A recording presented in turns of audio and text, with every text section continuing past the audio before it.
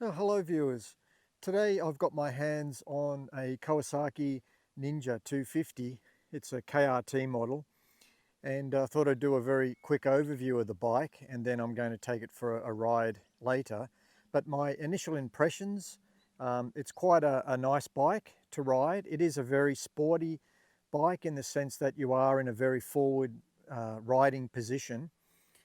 So it is a little harder on your wrists, so it's definitely not a commuting type bike, this particular style of Ninja. The bike itself looks very smart from the front. I think it looks excellent in the traditional Kawasaki green colours. It looks brilliant, and the headlight arrangement looks fantastic as well. The front disc, it's a single rotor. It's a 320mm, and I actually found it to pull up excellent just with the one disc. It is a twin pot disc caliper on here, and the rotor itself is, yeah, as I said, 320mm. It's excellent. So this is a parallel twin, so it is a two-cylinder 250. It's got about 30 horsepower. The seat height is 795mm, so I can easily keep my feet on the ground when I'm stopped at a set of traffic lights. The rear brake itself is a 220mm disc. I'll just bring it around here, you can have a look at it. The 220mm, again, it's a two-pot, 4-piston disc caliper. Of course, it has the ABS on there as well. Muffler looks reasonable. A lot of the manufacturers these days, mufflers look absolutely hideous, but I think with the brushed silver look and the black there, it doesn't look too bad actually. The clutch itself in this bike is what they call a slipper clutch, up-down slipper clutch. So it's virtually no weight on the clutch lever itself. If I just come around here, I'll be squeezing the clutch. I can just do it with even my little finger. Look at that. There we go. It's a better shot. So even just my little finger is enough to bring it in. So there's absolutely no feeling at all, like as far as you don't feel that you're getting a workout on your wrist at all with this bike. It's actually good. The fuel tank itself is 14 litres.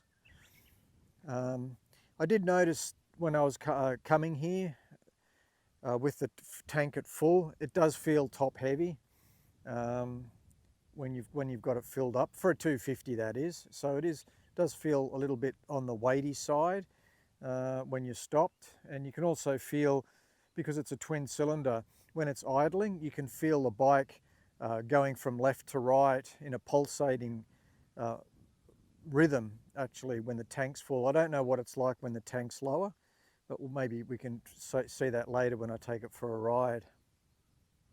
The overall weight of the bike is 166 kilograms. So it's not light, but you know, you'd expect that though from a twin cylinder motorcycle. It's not a single.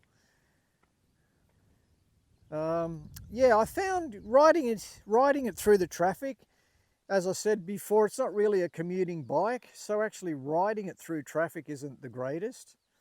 But once you're on the open road and then through some windy bends, it is absolutely brilliant. You can throw it around really easily. It feels light to ride around the tighter corners. It goes into the corners very nicely. It leans in very well. It feels very snug. You get really good wind clearance from around the lower fairing. Doesn't feel hot at all from the engine motor. It is a water-cooled bike, or liquid-cooled, I should say. So yeah, you don't feel that. The screen itself gives you no protection from the wind unless you've got your head tucked down. But that's the style that it is. It is what it is. It's a sports bike. The other type of model of this is the Ninja, is the Z250, and it has a different handlebar configuration. Engine is the same, but it's like a naked bike. So that type of configuration is ideal perhaps for a commuting bike. Let's have a look at the instrument panel itself. It's got an analog meter at the front, and we can see the gauges here. So it's got, at the moment we're in neutral, it has the clock. Kilometers, it shows me I've done 181 kilometers on the clock, and it gives me a range reading here down the bottom. It's fairly simple. You've got your indicator light up here, that's flashing, indicator on the other side here. It's fairly basic. ABS light, engine trouble light here, so it's fairly standard configuration.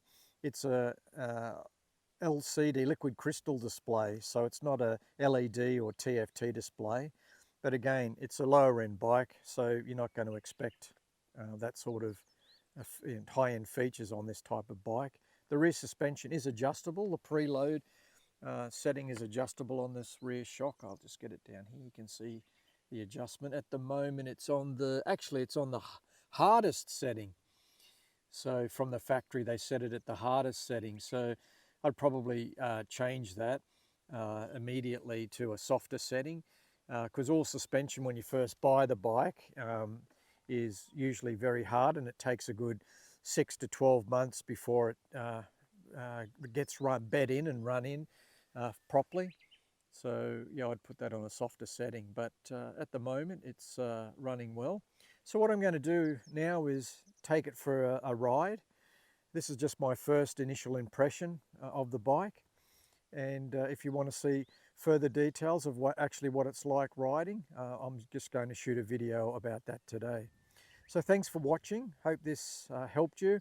If you're interested in a Ninja, go and have a look, but I'd recommend test riding both models, both the Z250 and the Ninja 250 as a direct comparison, because one, this is very sporty. The riding position, your leg position is extremely sporty.